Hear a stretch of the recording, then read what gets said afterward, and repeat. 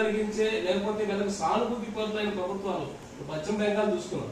పశ్చిమ బెంగాల్లో ఒక విధమైన గవర్నమెంట్ ఉంది. దేశానికి సంబంధించిన ఎవరైతే దీన్ని అపోజ్ చేస్తారో అలాంటి వాళ్ళందరికీ అక్కడ స్థావరం ఉంది అని చెప్పుకోవచ్చు. ఎక్కువగా ఇలాంటి పరిస్థితుల్లో అక్కడ ఎక్కువ ఉండటం అనేది జరుగుతూ ఉంది, అక్కడి నుంచి రావడం జరుగుతూ ఉంది. అలాగే దేశంలో నలుమూలల్లో ఇది విస్తరించి ఉంది. కానీ వీళ్ళ యొక్క ప్రధాన స్థావరాలు ఎక్కడ ఉన్నాయి, వీళ్ళంతా ఎక్కడ ఉంటున్నారు అంటే ఈ దేశ భద్రత ఎక్కడైతే ఈ దేశ సార్వభౌమత్వాన్ని క్వశ్చన్ చేస్తున్న పౌరులు ఉంటున్నారో, క్వశ్చన్ చేస్తున్న గవర్నమెంట్ ఉంటాయో, రాష్ట్ర ప్రభుత్వాలు ఉంటున్నాయో, వీళ్ళకి రాష్ట్ర ప్రభుత్వాల అండ ఎక్కడైతే ఉంటుందో వాటి మీద ప్రజలు తిరగబడాల్సిన అవసరం ఉంది. ప్రభుత్వాలు కాదు, ఈ దేశం కాదు, ప్రజలు ఎక్కడైతే దేశ భద్రతకు ప్రమాదంగా పరిగణించిన ఈ అంతర్గత తీవ్రవాదాన్ని పెంచి పోషిస్తున్న ఆ రాష్ట్ర ప్రభుత్వాల మీద ఆ ప్రజలు తిరగబడాల్సిన అవసరం ఎంతైనా ఉంది అని చెప్పి మనం ఈ విషయంలో చెప్పుకోవచ్చు.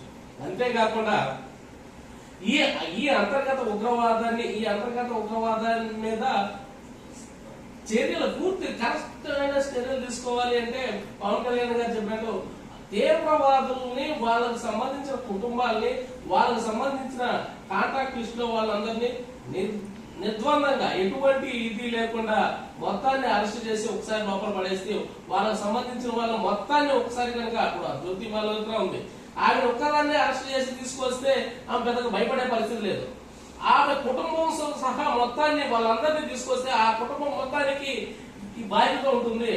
అలాంటి పని ఇంకొకరు చేయాలి అంటే తన కుటుంబం మొత్తం, తన స్నేహితులు, తన కాంటాక్ట్ లిస్ట్ లో ఉన్న వాళ్ళు ఎవరైనా ఇలాంటి వాళ్ళ కాంటాక్ట్ లిస్ట్ లోకి వెళ్ళాలి అంటే భయపడే పరిస్థితి ఈ రాష్ట్ర ప్రభుత్వాలు తీసుకోవాలి.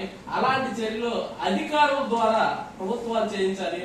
అలా చేయని ప్రభుత్వాల మీద ప్రజలు తిరగబడాల్సిన అవసరం ఎంతైనా ఉందని చెప్పి మనం అనుకోవచ్చు. ఓకే.